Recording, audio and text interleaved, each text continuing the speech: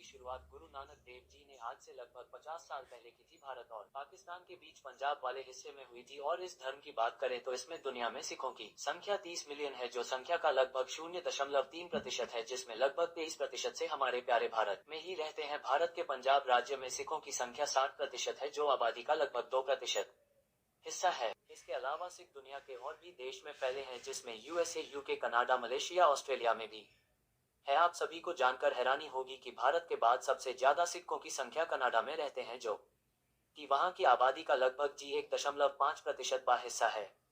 दोस्तों, सिख धर्म में लगभग 10 गुरु हुए हैं, जिसमें सबसे ज्यादा मानने वाले गुरु गुरु नानक देव जी हैं।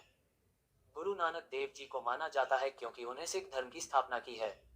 सिख धर्म का उद्देश्य सिख धर्म का मूल उद्देश्य सेवा और सीख है। ये सभी लोगों, स्त्री, पुरुष व अन्य सभी को समान दर्जा देता है, जमीन से जुड़ा रहना सिखाता है और एक दूसरे की सहायता करना सिखाता है।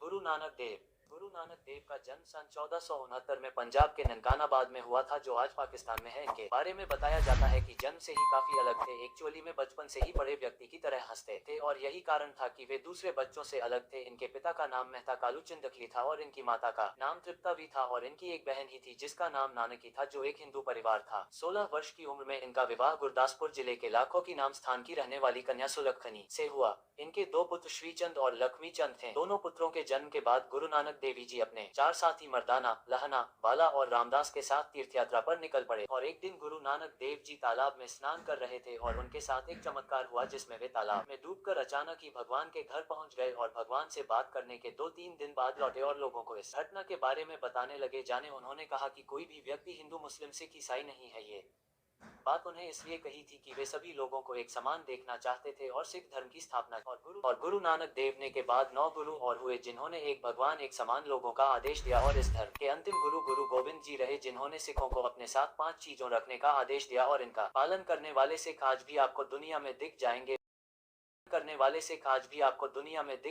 और उन्होंने सिखों के धार्मिक ग्रंथ गुरु ग्रंथ साहिब को पूरा करके उसको अंतिम गुरु का रूप दिया और सिख के बीच वही ग्रंथ अंतिम गुरु के रूप में माना जाता